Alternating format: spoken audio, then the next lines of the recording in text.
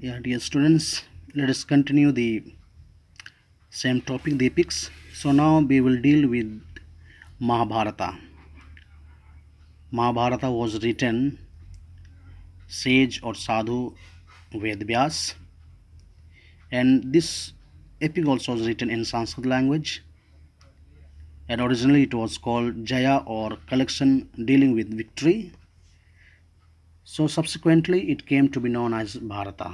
So dear students, in Mahabharata basically we will uh, study about the conflict between two brother groups, and they are Pandav and Kauravas.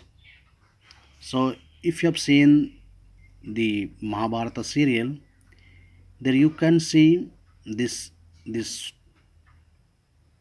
Kaurav and Pandav also, they belong to the Aryan tribe, and then there we could see the fighting and the conspiracies between these two brother groups. So Pandavas are the five brothers, whereas the Kauravas, there are almost 100 brothers were there. And then here we could see that they are fighting for the capturing of their kingdom, that is Hastinapur. Hastinapur was the kingdom which both the brother groups wanted to acquire and to become the ruler of this Hastinapur kingdom. So in between we could see so many incidents takes place between these two groups. So whole story is not narrated, not written here. Only shortly it is mentioned about that uh, this is actually the story of uh, two brother groups, and the tension, conspiracies, and the war which took place in Kurukshetra. And there we could see that the Pandavas, by the support of Lord Krishna, they defeated Kaurav groups, and after that the Pandavas became the ruler of the Hastinapur kingdom for many years. So now it is mentioned about the Bhagavad Gita, which forms a part of Mahabharata. Bhagavad Gita also was the part of Mahabharata. There we could see when Arjun, he decided not to fight against his brother groups, I mean Kaurav. Then there Lord Krishna gives him a teaching, and there Lord Krishna quotes a sentence from Bhagavad Gita and tells Arjun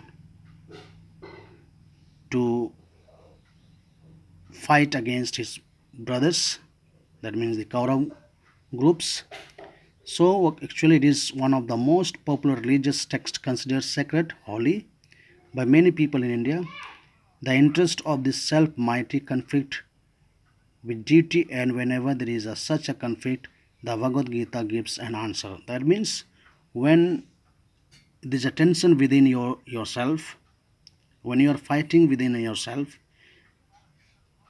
then Bhagavad Gita is the holy book which will help you to come out from your tension, and Bhagavad Gita will give you the way or the direction that in this certain problematic situation how you have to come out. So that is what here we could see Arjun, he was not ready to fight against his brothers.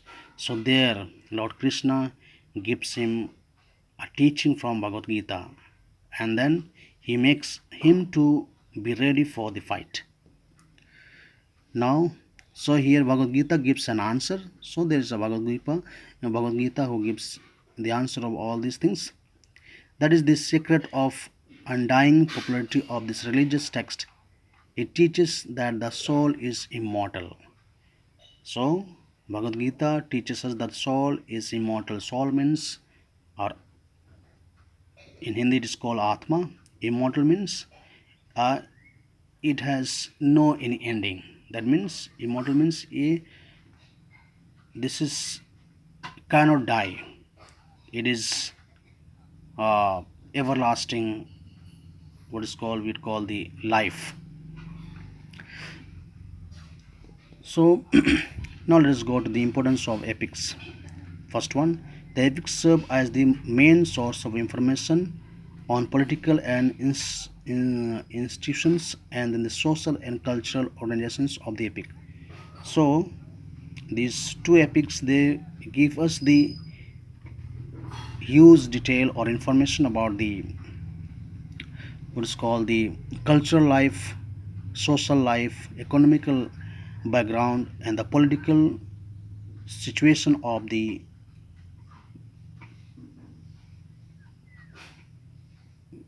kingdoms Hastinapur as well as Ayodhya. Next, they provides information on the various Aryan kingdoms, and also these two epics they give us a huge information about the Aryan kingdoms. So here only two kingdoms name are mentioned, that is Ayodhya and then the Hastinapur. Though it is in Mahabharata it is not mentioned, but there are many more kingdoms like we have Vaishali, Patliputra, and uh, we have Nalanda. So these are the kingdoms uh, which we come to know through these two books. That means they give us information about the different kingdoms of the Aryans in the ancient time or of the ancient time, their armies and the weapons they used. So also those armed people at the time they use different types of weapons, and then the armies were there. So they also tell us about the army groups, their dresses, their fighting skills, and also the weapons which they used for the battles. So the Kshatriya were they entrusted with the defense of their kingdoms, and believed that death on the battlefield was the noblest act in the life of warrior.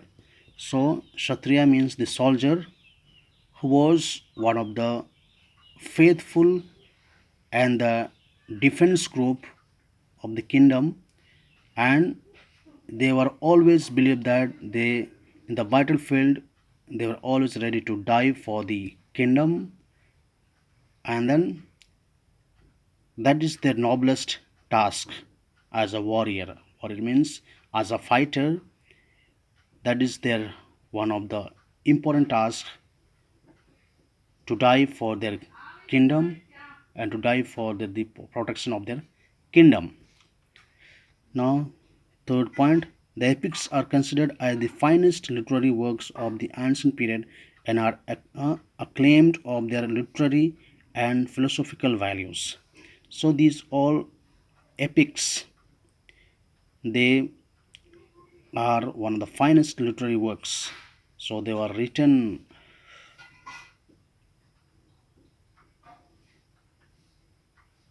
after taking a long time. So these all are not completed within a week or within a month, but these all are written with proper narrations of the story. So, dear students, next one says they reveal the highest ideal of family life of the Aryans, and then these